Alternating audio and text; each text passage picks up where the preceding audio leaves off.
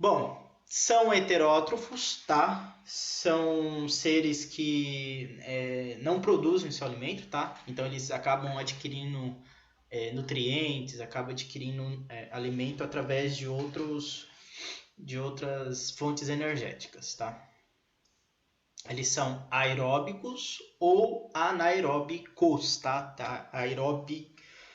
Aeróbics, mas era anaeróbicos, tá? Que é a diferença entre um? Um precisa de oxigênio, aeróbicos precisam de oxigênio ali ao redor, né, presente no meio, para eles produzirem energia, certo?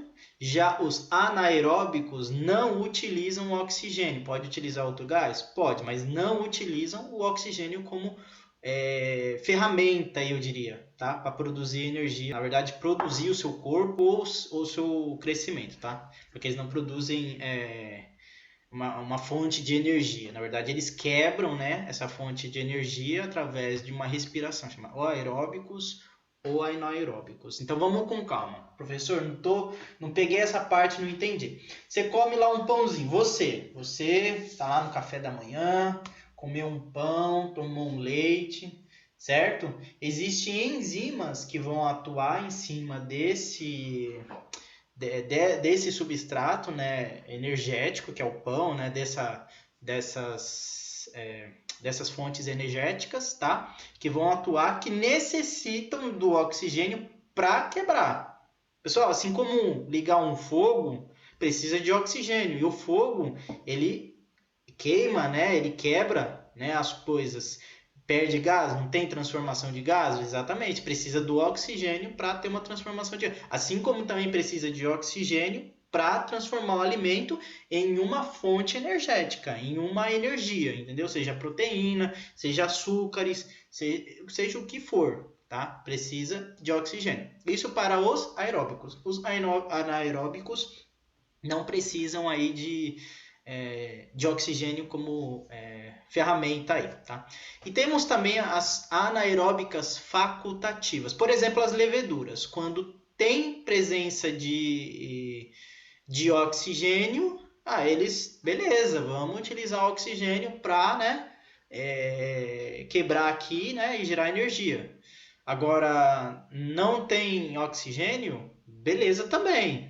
A gente vai fazer aqui, entendeu? Produzir energia aqui, quebrar esse alimento através de outros gases. Entendeu? O exemplo deles são as leveduras aí que faz a famosa cervejinha. A estrutura agora do fungo, como que ele é? O multicelular, por exemplo. Tá? A gente vai ter essa carapaça de cima, né? É chamado também de estrutura reprodutora, tá? E ao longo do corpo até lá embaixo, a gente não fala que é raiz, tá? A gente fala que são os micélios, tá? E o que é os micélios? O que é uma ínfa, né? Ínfa é um conjunto de micélios, tá? Então a ínfa ele vai trazer tanto a estruturação do corpo, tá? Vegetativo embaixo, quanto a estrutura reprodutora, que é a cabeça, certo? Que produz poros ou esporos, desculpa, produz esporos, tá? Esses esporos, eles vão servir, sei lá, como vento ou animal, muitas vezes também, acabam coletando e levando esses esporos para outros lugares. Por exemplo, uma mosca que pousa no seu pão, há uma grande probabilidade de ter ali um esporo de um fungo, entendeu? Que vai trazer para o seu pão. Não necessariamente vem do ar, assim. Vem do ar também, mas não necessariamente ou obrigatoriamente tem que vir do ar. É mais fácil vir do ar do que de uma mosca, né? Ou de um inseto aí. Porque ar tem direto, né? Mosca, quando tiver presença de alguma coisa putrefata, né? Em putrefação, aí acaba surgindo uma mosca perto do alimento que vai trazer esse fungo aí. Então, a quitina, ela é uma estrutura molecular que vai formar a parede, certo? Por exemplo, o cimento não forma a parede da sua casa, mas a parede da sua casa não é só de cimento, concorda? É feito também de tijolo, é feito de outras estruturas, não é? certo? Mas a principal estrutura, no caso dos fungos, é a quitina, certo? E tem mais outras substâncias aí. Ó, o crescimento dele precisa de nutrientes para serem quebrados via aeróbico ou anaeróbico, tá? Então precisa de nutrientes, certo? E precisa de umidade para eles se adaptarem, se multiplicarem também, tá? Então o professor falou o vento, legal, esqueci também, mas tem a água também. A água pode levar esse esporo, né, desse fungo para, ou esse fungo também, se for unicelular, né? Se não tiver um micélio preso ali ao solo, esse fungo ele é unicelular, então ele acaba boiando na água aí, certo? Mas aí ele vai levar, né? Levará os seus esporos, vai carregar os seus esporos via vento, via água, via insetos, via animal também, pode ter, tá? A gente pode levar fungos na nossa roupa, certo? Se tiver fungo na minha roupa e eu for na casa de alguém e de repente juntar a minha roupa com a roupa de outra pessoa, esse fungo pode contaminar o ambiente ali, as outras roupas das pessoas. Porque eles não crescem a vida toda. Na verdade, ele tem uma limitante, né, de crescimento. Por exemplo, se o nutriente que ele tiver ali presente, ele vai crescer, mas crescer se multiplicando. Há um crescimento vertical que não é tão grande, certo? Ele cresce até uma certa altura, porque essa estrutura de quitina mantém eles aéreos para soltar os seus esporos, por exemplo. A gente está falando de um multicelular, certo?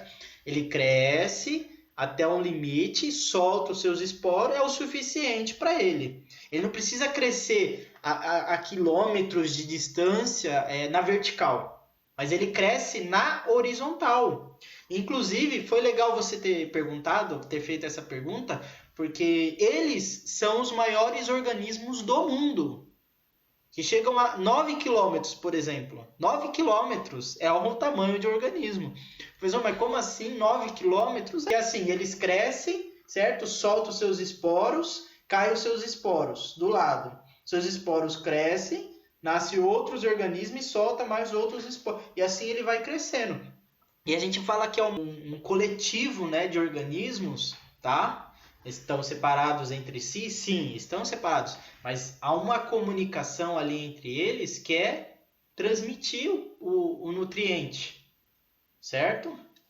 Funciona como uma engrenagem ali que transmite o nutriente de um para o outro e assim faz um crescimento na horizontal aí, certo? A pergunta é, quando ele solta o poro, esporo, tá? Eu falei poro aquela hora, mas na verdade poro é a abertura onde vai sair o esporo, certo? Então o esporo ele se junta à própria, na verdade ele vai no chão, no próprio substrato, o pão, sei lá, qualquer coisa, tá? Ele acaba se juntando. Beleza? Espero ter tirado a dúvida aí. Bom, então temos lá o corpo, tá, do fungo, temos as ínfas. O que é uma ínfa? Conjunto de micélios, tá? Temos a estrutura reprodutora, que é a ínfa reprodutora, e lá a ínfa vegetativa, o micélio reprodutor, desculpa, e o micélio vegetativo, que é esse aqui embaixo, ó, micélio vegetativo, tá? Vegetativo, por que, professor, vegetativo? Porque ele vegeta, tipo um louco, assim, fica vegetando. Na verdade é vegetativo, porque ele está em fase de crescimento. Então a gente chama de vegetativo, tá? Não é porque ele está vegetando, não, tá? Beleza? Passando aí. Qualquer dúvida, manda ali. Pessoal, a importância dos fungos. Além de criar a animação tão aí alegre, né, que é o empregado aí, que é esse cogumelo saltitante aí, tá? Ele produz também a oportunidade também do professor em fazer a aula aí, né, montar esses slides aí, tá? Também produz alimento, a importância, por exemplo, na produção de medicamentos, tá? Tá meio confuso ali as legendas. O professor tentou separar certinho, mas acabou confundindo e gerou aquela de legendas ali errada, tá? Mas o fungo, a importância dos fungos é pro medicamentos, tá? Um exemplo, a penicilina, né? Um medicamento importantíssimo aí para a indústria farmacêutica e para o ser humano, né? Penicilina aí que matam as bactérias aí, beleza? Temos a produção de alimentos, o queijinho, o famoso queijinho, né? A cerveja que eu já falei. Tem uva também, a produção de uva, né? Candidíase, pessoal, candidíase é uma doença que, né, que causa a língua. Professor, tem uma candidíase vaginal também, né? Que é a vaginalis. Tem também, é causada por fungos aí, beleza? Tem também, deixa eu mostrar para vocês uma coisa interessante aqui. Antibióticos, né? A gente tem, por exemplo, essa imagem aqui, vocês conseguem ver aí, ó? Vou ampliar aqui, ó, um pouquinho para vocês verem aí. Ele cresce na uva também, no organismo vivo, e na produção de vinho. Tá, desculpa, na produção de vinho. Eu falei uva, mas ele serve para a produção de vinho, tá? Vamos lá colocar aqui a imagem.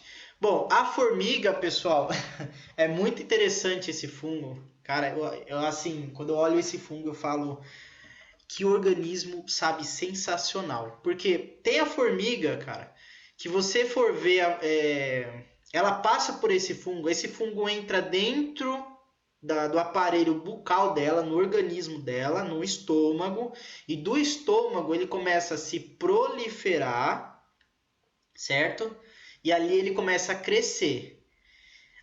Esse crescimento lateral dele faz com que a formiga, olha só que interessante, faz com que a formiga comece a se comportar da maneira que o fungo quiser.